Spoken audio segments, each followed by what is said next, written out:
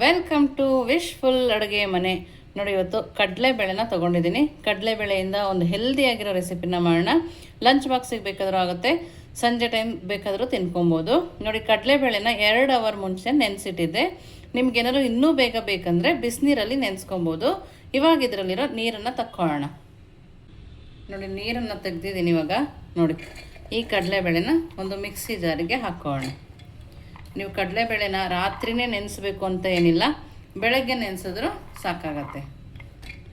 ನೋಡಿ, ಎಲ್ಲದನ್ನು ಹಾಕ್ಕೊಳ್ತಾ ಇದ್ದೀನಿ. ಸ್ವಲ್ಪ ಹಸಿ ಶುಂಠಿ, ಖಾರಕ್ಕೆ ಅನುಗುಣವಾಗಿ ಹಸಿಮೆಣಸಿನ್ಕಾಯಿ, ಹಾಗೆಯೇ ರುಚಿಗೆ ತಕ್ಕಷ್ಟು ಕಲ್ಲುಪ್ಪು.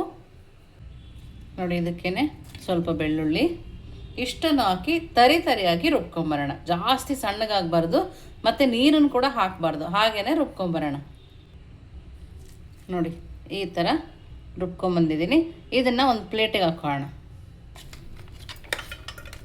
ಇಲ್ಲಿ ಸೇರಿಸ್ಕೊಳ್ಳೋಣ. ತುಂಬಾ ಹೆಲ್ದಿಯಾಗಿ ಕೂಡ ಇರುತ್ತೆ. ನೋಡಿ, ಇಷ್ಟು ಮಾಡ್ಕೊಂಡಿದ್ದೀವಲ್ವ, ಇವಾಗ ಇದನ್ನು ಪಕ್ಕಕ್ಕೆ ಎತ್ತಿಟ್ಕೊಳ್ಳೋಣ. ನೆಕ್ಸ್ಟ್ ಏನು ಮಾಡೋದು ನೋಡೋಣ ಬನ್ನಿ. ನೋಡಿ, ಒಂದು ಬಾಣಲಿನ ತೊಗೊಂಡಿದ್ದೀನಿ. ನಾನಿಲ್ಲಿ 1 ಗ್ಲಾಸ್ ಆಗುವಷ್ಟು ನೀರನ್ನು ಹಾಕ್ಕೊಳ್ತಾ ಇದ್ದೀನಿ. ನಿಮ್ಮ ಕ್ವಾಂಟಿಟಿ ನೋಡಿಕೊಂಡು ನೀವು ಹಾಕ್ಕೋಬೋದು. ನೋಡಿ, ಇದಕ್ಕೆ ಸ್ವಲ್ಪನೇ ಉಪ್ಪನ್ನು ಹಾಕ್ಕೊಂಡು ಚೆನ್ನಾಗಿ ಕುದಿ ಬರೋ ತನಕ ನಾವು ಇದನ್ನು ಕುದಿಸ್ಕೊಳ್ಳೋಣ. ನೋಡಿ, ಇವಾಗ ನೀರು ಚೆನ್ನಾಗಿ ಕುದೀತಾ ಇದೆ. ಈ ಟೈಮಲ್ಲಿ ಅಕ್ಕಿ ಹಿಟ್ಟನ್ನು ಹಾಕ್ಕೋಬೇಕು. ನಾನಿಲ್ಲಿ 1 ಬೌಲ್ ಆಗುವಷ್ಟು ಅಕ್ಕಿ ಹಿಟ್ಟನ್ನು ಹಾಕ್ಕೊಂಡಿದ್ದೀನಿ. ಮೀಡಿಯಮ್ ಫ್ಲೇಮಲ್ಲಿ ಇಟ್ಕೊಂಡೆ ತಿರುಗಿಸ್ಕೊಳ್ಳೋಣ. ನೀವಿನ್ನೂ ನಮ್ಮ ವಾಟ್ಸಪ್ ಗ್ರೂಪಿಗೆ ಜಾಯಿನ್ ಆಗಿಲ್ಲ ಅಂದರೆ ವಿಶ್ಫುಲ್ ಅಡುಗೆ ಮನೆ ವಾಟ್ಸಪ್ ಗ್ರೂಪ್ಗೆ ಜಾಯಿನ್ ಆಗೋದನ್ನು ಮರಿಬೇಡಿ. ನಿಮ್ಗೆ ಯಾವ ಥರ ರೆಸಿಪಿ ಬೇಕು ಅಂತ ಅಲ್ಲಿ ಕಮೆಂಟ್ ಮೂಲಕ ನೀವು ತಿಳಿಸ್ಬೋದು. ನಾವು ಇದನ್ನು ಚೆನ್ನಾಗಿ ನಾದ್ಕೊಳ್ತಾ ಬೇಯಿಸ್ಕೊಬೇಕು. ಆವಾಗ ಇದು ಒಡೆದೋಗಲ್ಲ, ತುಂಬ ಚೆನ್ನಾಗಿರುತ್ತೆ. ಒಂದು 2 ನಿಮಿಷ ಇದೇ ಥರ ಬೇಯಿಸ್ಕೊಂಬರೋಣ. ನೋಡಿ, ಇವಾಗ ಇದು ಚೆನ್ನಾಗಿ ಬೆಂದಿದೆ. ಇದನ್ನು ಒಂದು ಪ್ಲೇಟಿಗೆ ಹಾಕ್ಕೊಳ್ಳೋಣ. ನೋಡಿ, ಇದನ್ನು ತಣ್ಣಗೆ ಹಾಕಿ ಪಕ್ಕಕ್ಕೆ ಎತ್ತಿಟ್ಕೊಳ್ಳೋಣ. ನೆಕ್ಸ್ಟ್ ಏನು ಮಾಡೋದು ನೋಡೋಣ ಬನ್ನಿ. ನೋಡಿ, ಇಲ್ಲಿ ಕಡಲೆಬೇಳೆ ಎಲ್ಲನೂ ಮಿಕ್ಸಿಗೆ ಹಾಕಿ ಇಟ್ಕೊಂಡಿದ್ವಲ್ಲ, ಇದಕ್ಕೆ ಇವಾಗ ಸ್ವಲ್ಪ ಕಾಯಿ ತುರಿನ ಹಾಕ್ಕೊಳ್ತಾ ಇದ್ದೀನಿ. ಹಾಗೆಯೇ ಈರುಳ್ಳಿ, ನಿಮ್ಗೆ ಎಷ್ಟು ಬೇಕೋ ಅಷ್ಟು ಈರುಳ್ಳಿ ಹಾಕ್ಕೋಬೋದು. ಹಾಗೆಯೇ ಸಬ್ಸಿಗೆ ಸೊಪ್ಪು, ಸ್ವಲ್ಪ ಜೀರಿಗೆ, ಸ್ವಲ್ಪನೇ ಕೊತ್ತಂಬರಿ ಸೊಪ್ಪು. ನೋಡಿ, ಇಷ್ಟನ್ನು ಹಾಕಿ ಚೆನ್ನಾಗಿ ಕಲಿಸ್ಕೊಳ್ಳೋಣ. ತುಂಬಾ ಹೆಲ್ದಿಯಾಗಿರುತ್ತೆ. ನೋಡಿ, ಈ ಥರ ಕಲಿಸ್ಕೊಬೇಕು. ನಮಗಿದರಲ್ಲಿ ತೇವಾಂಶ ಇರಬಾರ್ದು, ಹಾಗಾಗಿ ನೀರು ಹಾಕ್ದೇ ನಾವು ರುಬ್ಕೊಂಬಂದಿರೋದು. ನೋಡಿ, ಈ ಥರ ಕಲಿಸ್ಕೊಂಡಿದ್ದೀವಲ್ಲ, ಇವಾಗ ಇದನ್ನು ಪಕ್ಕಕ್ಕೆ ಇಡೋಣ. ನೆಕ್ಸ್ಟ್ ಏನು ಮಾಡೋದು ನೋಡೋಣ ಬನ್ನಿ.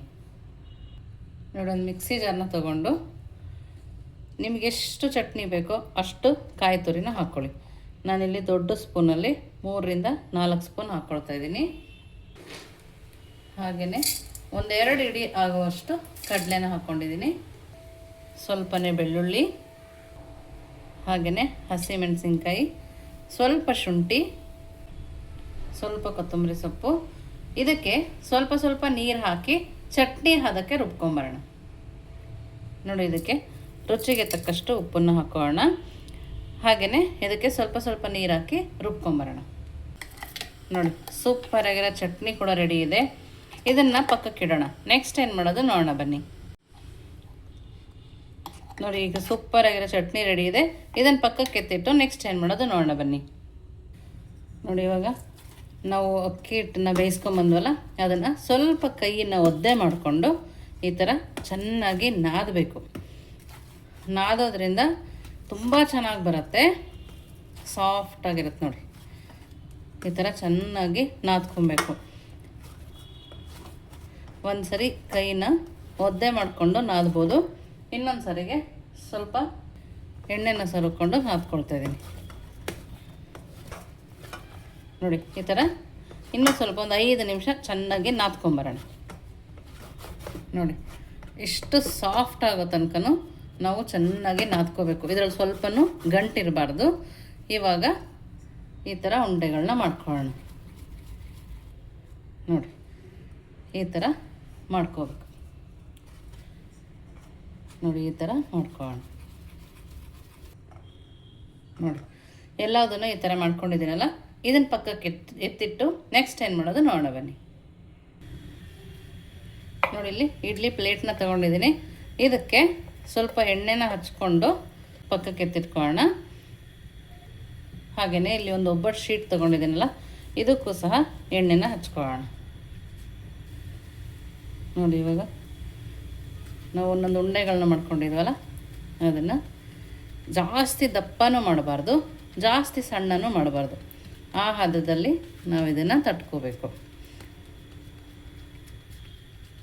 ನೋಡಿ ನಾನಿಲ್ಲಿ ಈ ಸೈಜಿಗೆ ಮಾಡ್ಕೊಂಡಿದ್ದೀನಿ. ಇವಾಗ ನೋಡಿ ಬೇಳೆದು ಮಾಡ್ಕೊಬಂದಿದ್ವಲ್ಲ, ಅದನ್ನು ನೀಟಾಗಿ ಕಲಸಿ ನೋಡಿ ಈ ಥರ ಸಣ್ಣ ಸಣ್ಣದಾಗಿ ಮಾಡ್ಕೋಬೇಕು. ನೋಡಿ ಈ ಸೈಜಲ್ಲಿ ನಾನು ಮಾಡ್ಕೊಂಡಿದ್ದೀನಿ. ಇವಾಗ ಇದನ್ನು ನೋಡಿ ಈ ಥರ ಇಟ್ಕೊಳ್ಳೋಣ. ನೋಡಿ ಈ ಥರ ಇಟ್ಕೊಂಡು ಹೀಗೆ ಕ್ಲೋಸ್ ಮಾಡಿಕೊಂಡ್ರೆ ಆಯಿತು. ನೋಡಿ ಏನು ಸೂಪರಾಗಿ ರೆಡಿಯಾಗಿದೆ ನೋಡಿ. ಇದನ್ನು ಪಕ್ಕಕ್ಕೆ ಪ್ಲೇಟಿಗೆ ಎತ್ತಿಟ್ಕೊಳ್ಳೋಣ. ನೋಡಿ ಎಲ್ಲದೂ ಸೇಮ್ ಅದೇ ಥರ ಮಾಡ್ಕೊಳ್ತೀನಿ.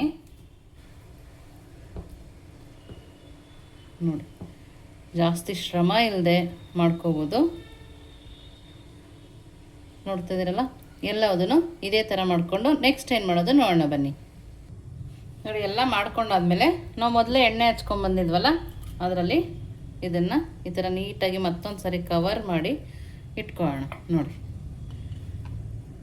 ಈ ಥರ. ನೀವು ಎಣ್ಣೆ ಹಚ್ಕೊಳ್ಳಿಲ್ಲ ಅಂದರೆ ಅಂಟ ಚಾನ್ಸ್ ಇರುತ್ತೆ. ನೋಡಿ ಎಲ್ಲವುದು ನೀಟಾಗಿ ಇಡಿಸುತ್ತೆ. ನಾವಿಷ್ಟು ಮಾಡ್ಕೊಳ್ಳೋದ್ರೊಳಗೆ ಅಲ್ಲಿ ನೀರು ಕೂಡ ಬಿಸಿಯಾಗಿರುತ್ತೆ. ನೋಡಿ ಇದನ್ನು ಇವಾಗ ನೋಡಿ ಇಲ್ಲಿ ನೀರು ಬಿಸಿ ಹಾಕಿ ಇಟ್ಕೊಂಡಿದ್ದೆ ಇಡ್ಲಿ ಪಾತ್ರೆಯಲ್ಲಿ. ನೀರು ಚೆನ್ನಾಗಿ ಬಿಸಿಯಾಗಿದೆ. ಇವಾಗ ಇದರೊಳಗಡೆ ಇಟ್ಕೊಳ್ಳೋಣ. ಲಿಡ್ ಕ್ಲೋಸ್ ಮಾಡಿ 5 ರಿಂದ 10 ನಿಮಿಷ ಮೀಡಿಯಮ್ ಫ್ಲೇಮಲ್ಲಿ ಬೇಯಿಸ್ಕೊಂಬರೋಣ. ನೋಡಿ ಇವಾಗ ಚೆನ್ನಾಗಿ ಬೆಂದಿದೆ. ಇವಾಗ ಇದನ್ನು ಸ್ಟವ್ ಆಫ್ ಮಾಡಿಕೊಂಡು ತಣ್ಣಗಾದ್ಮೇಲೆ ತೆಗಿಬೇಕು. ನಾವು ಬಿಸಿನಲ್ಲಿ ತೆಗಿಯೋಕೆ ಹೋದರೆ ಕಟ್ಟಾಗೋ ಚಾನ್ಸಸ್ ಇರುತ್ತೆ. ಇವಾಗ ತಣ್ಣಗಾಗಲಿ. ನೋಡಿ ಇವಾಗ ಪ್ಲೇಟು ರೆಡಿ ಇದೆ. ಕಡುಬು ಕೂಡ ತಣ್ಣಗಾಗಿ ಅದು ಕೂಡ ರೆಡಿ ಇದೆ. ತಣ್ಣಗೆ ಅಂದರೆ ತುಂಬ ತಣ್ಣಗಾಗೋ ಅವಶ್ಯಕತೆ ಇಲ್ಲ, ಮೀಡಿಯಮ್ ಬೆಚ್ಚಗಿದ್ರೆ ಸಾಕು. ನೋಡಿ ಎಷ್ಟು ಚೆನ್ನಾಗಿ ಬರ್ತಾ ಇದೆ ಅಂತೇಳಿ. ನೀವಿಲ್ಲಿ ನೋಡ್ಬೋದು, ಒಂದು ಕಡುಬು ಕೂಡ ಒಡೆದೋಗಿಲ್ಲ, ಅಷ್ಟು ಚೆನ್ನಾಗಿ ಬಂದಿದೆ. ನೋಡಿ ನೋಡಿ ಎಲ್ಲ ಕಡುಬು ಈ ಥರ ರೆಡಿಯಾಗಿದೆ. ಇದನ್ನು ಯಾವ ಥರ ಸರ್ವ್ ಮಾಡೋದು ನೋಡೋಣ ಬನ್ನಿ. ನೋಡಿ ಒಂದು ಪ್ಲೇಟ್ ರೆಡಿ ಇದೆ, ಕಡುಬು ಕೂಡ ರೆಡಿ ಇದೆ. ನೋಡಿ ನಾವು ಮಾಡ್ಕೊಂಡವಲ್ಲ ಚಟ್ನಿ, ಆ ಚಟ್ನಿ ಜೊತೆಗಂತೂ ಸೂಪರ್ ಕಾಂಬಿನೇಷನ್ ಅಂತಲೇ ಹೇಳ್ಬೋದು. ನೀವು ನೋಡ್ತಾ ಇರ್ಬೋದು ಎಷ್ಟು ಚೆನ್ನಾಗಿದೆ ನೋಡಿ. ನೋಡಿ ಒಳಗಡೆ ಕೂಡ ನೀಟಾಗಿ ಬೆಂದಿದೆ. ಚಟ್ನಿ ಜೊತೆಗೆ ಸೂಪರಾಗಿರುತ್ತೆ. ಹದವಾಗಿದೆ, ಬಾಯಿಗೆ ಹಿತವಾಗಿದೆ. ಖಂಡಿತವಾಗೂ ನೀವು ಒಂದ್ಸರಿ ಮಾಡಿ ಹೇಗಿತ್ತು ಅಂತ ವಿಶ್ಫುಲ್ ಅಡುಗೆ ಮನೆಗೆ ಕಮೆಂಟ್ ಮೂಲಕ ತಿಳಿಸೋದನ್ನು ಮರಿಬೇಡಿ. ನೀವಿನ್ನೂ ನಮ್ಮ ಚಾನಲ್ ಲೈಕ್ ಮಾಡಿ, ಶೇರ್ ಮಾಡಿ, ಸಬ್ಸ್ಕ್ರೈಬ್ ಮಾಡಿ. ವಿಶ್ಫುಲ್ ಅಡುಗೆ ಮನೆಗೆ ಥ್ಯಾಂಕ್ ಯು.